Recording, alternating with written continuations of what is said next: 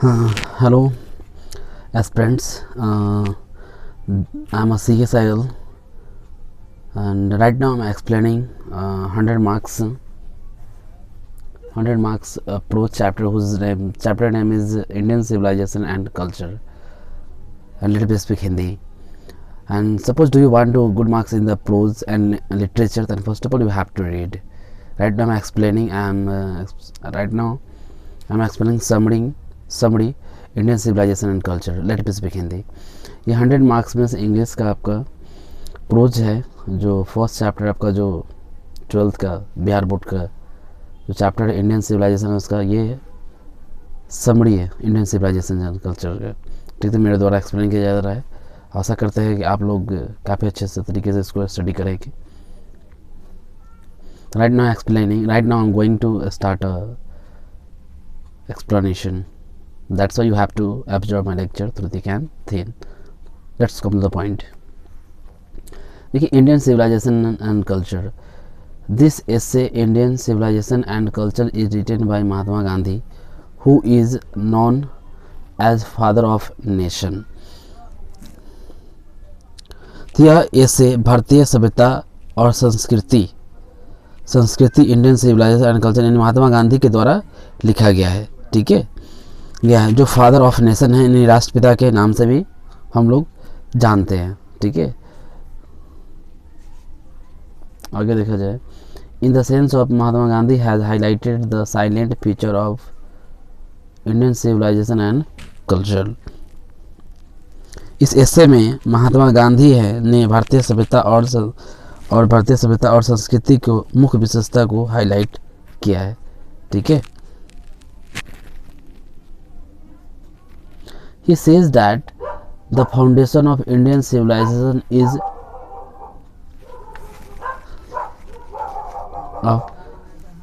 यहाँ पे फॉर नहीं फार ए होना चाहिए, फार ए कर लेंगे विद्यार्थी students far better than the western civilisation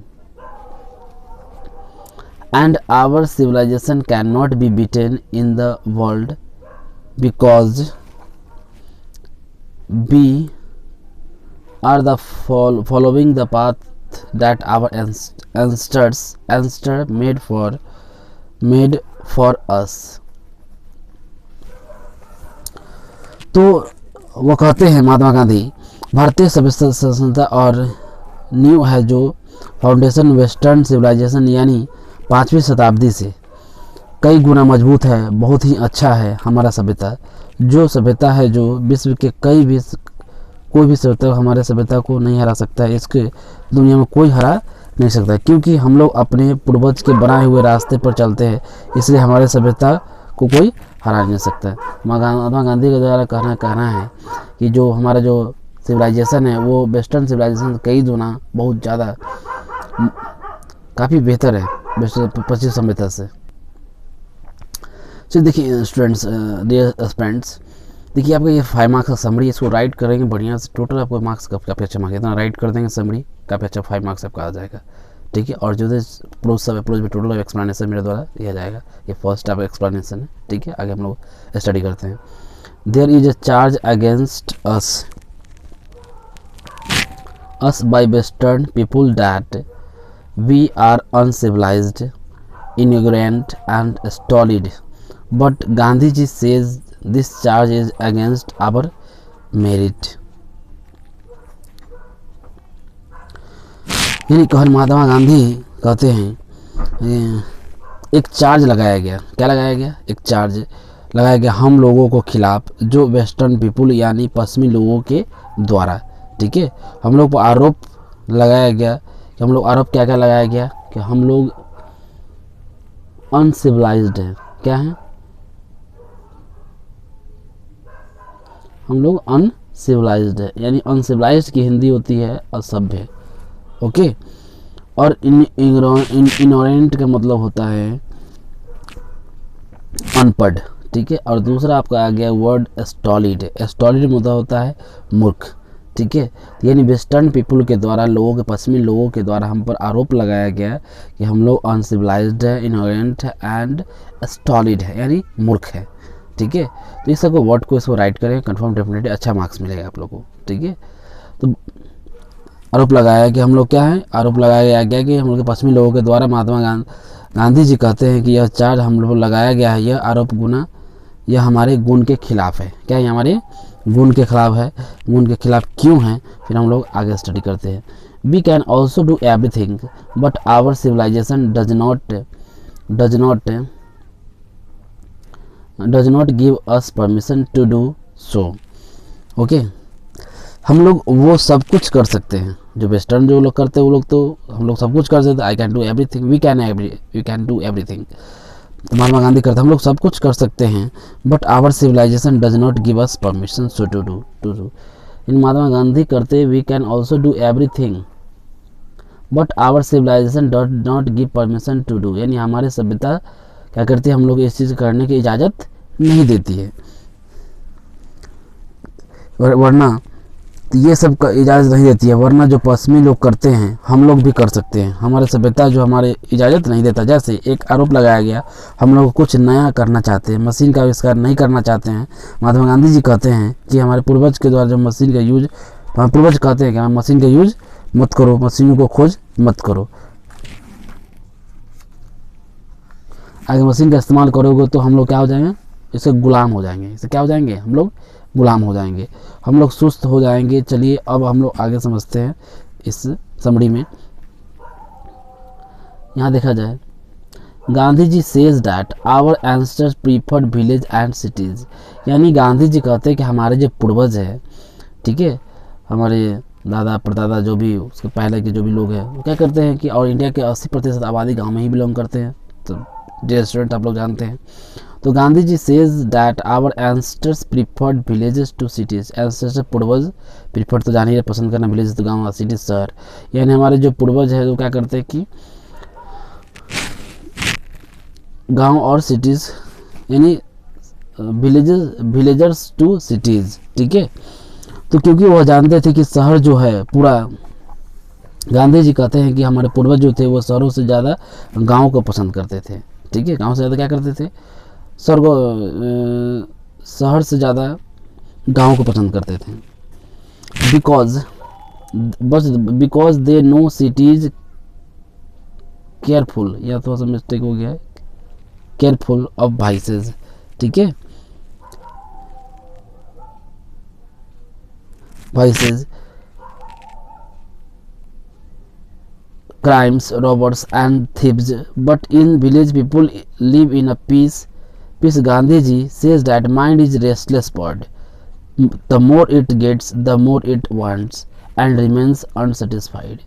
Dear student जी, गांधी जी के द्वारा ये लाइन काफ़ी ट्रमेंडुअस मीन्स ज़बरदस्त है। इस लाइन को समरी याद करने के दौरान ज़रूर मेंशन करें। ये लाइन एक्सट्रीमली इंपॉर्टेंट है, इसलिए बार बार इसको मैं अंडरलाइन कर रही हूँ। ये VVIQ है, महात्मा गांधी। तो यानी थिप्स, क्योंकि हम जानते थे कि शहर जो है पूरा चरित्रहीनता से भरा हुआ है। ओके, चरित्रहीनता से भरा हुआ है और क्राइम्स और रॉबर्स, डाकुओं से भरा हुआ है, थिप्स यानी चोरों से भरा हुआ है।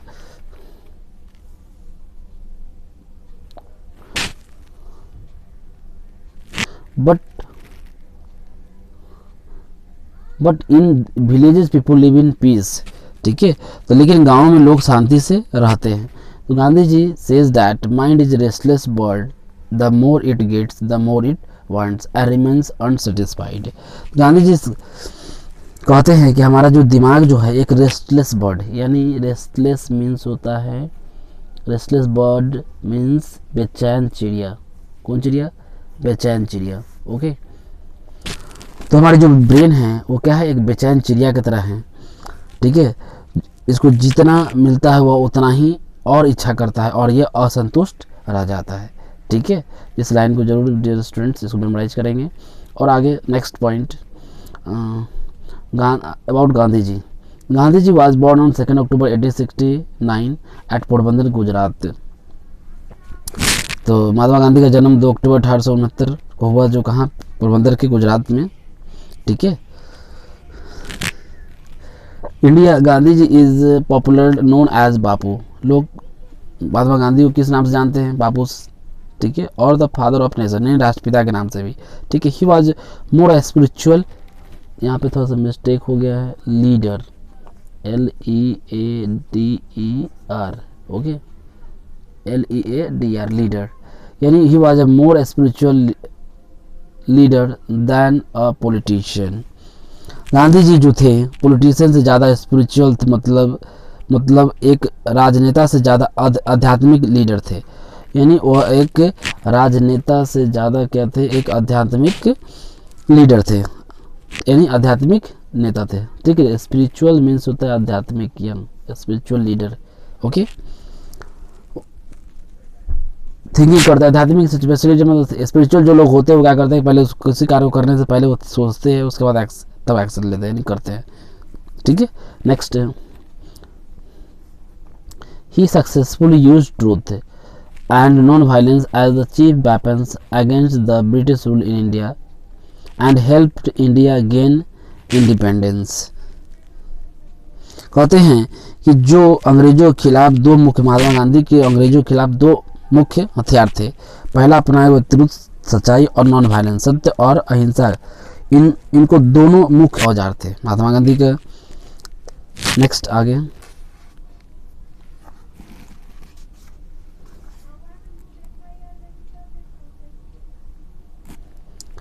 और इन्हीं चीज़ों से, दो चीज़ से महात्मा के वेपन, दो वेपन थे, तो इन्हीं से हम क्या क्या भारत को अंग्रेजों के शासन से आज़ादी में दिलाया गया महात्मा गांधी के द्वारा, ठीक है।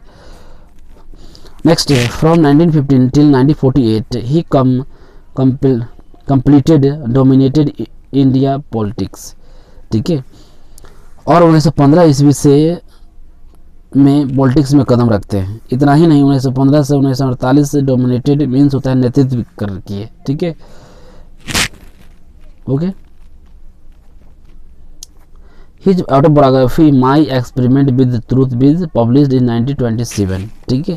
तो हिज ऑटोबायोग्राफी, यानी ऑटोबायोग्राफी का मतलब होता है उनके बारे जीवनी जो था, ठीक है। इनके ऑटोबायोग्राफी जिनका नाम था, किताब नाम था, ऑटोबायोग्राफी क्या नाम था?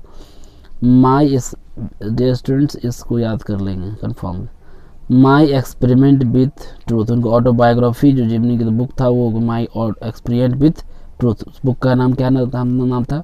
ऑटोबायोग्राफी तक की बुक था, तो एक्सपेरिमेंट्स विद ट्रूथ। और कब पब्लिश हुआ? 1927 ईस्वी को, ठीक है। He wrote the numerous articles for Young India, a weekly journal published by Gandhi from 1990 to 1923, ठीक है। गांधी जी बहुत सारे आर्टिकल लिखे किसके लिए? यंग इंडिया के लिए। किसके लिए? यंग इंडिया के लिए। यंग इंडिया एक क्या है? अब पूछा जाए कि अब पूछ देगा, ऑब्जेक्टिव पूछ सकता है आपका, ठीक है। समरी आपको पूरा रहेगा, शॉर्ट आंसर, लॉन्ग आंसर दोनों आप कर सकते हैं। तो यानी आर्टिकल्स, गांधी जी का आर्टिकल कौन सा लिखा गया? बहुत सारे आर्टिकल्स थे, ठीक है। तो उसमें काफ़ी फेमस था, और क्या नाम था आर्टिकल्स का? पत्रिका, यानी यंग इंडिया। उस आर्टिकल का नाम था यंग इंडिया। इंडिया स्टूडेंट्स को याद कर लेंगे, young India, okay. A weekly journal published by Gandhi from 1919 to 1923, ठीक है। 1919 से 1923, ठीक है। तो गांधी जी ने इसका नेतृत्व कब से कब तक किया? तो 1919 से लेकर 1923 तक ऐसा किए नेतृत्व किए। रातों नाम Godse assassinated Mahatma Gandhi in the Delhi on 30 Jan 1948, okay. तो यानी यहाँ पे देखिए, डाई मतलब मर्डर, मतलब मार देना होता है, लेकिन यहाँ पे राइटर क्या किया, काफ़ी अच्छा वर्ड यहाँ पे राइट किए हैं। इस वर्ड को आपको याद करना चाहिए और लिखेंगे, काफ़ी अच्छा मार्क्स आपको मिलेगा, ठीक है। you have to obtain good marks in the examination, that's why you have to read carefully, and you have to not only this, as well as you have to remember through the canteen. Let me speak Hindi. तो यानी murder भी हो सकता है, murder मतलब हत्या करना जानते हैं, लेकिन यहाँ पे एसनेटेड क्या लिखा गया? एसनेटेड। एसनेटेड की हिंदी होती है हत्या करना। तो यानी नाथूराम गोडसे के द्वारा कब उनका मर्डर, हत्या कर दिया गया? 30 जनवरी 1948 को, ठीक है। ये आपका टोटल समरी है इंडियन सिविलाइजेशन कल्चर का।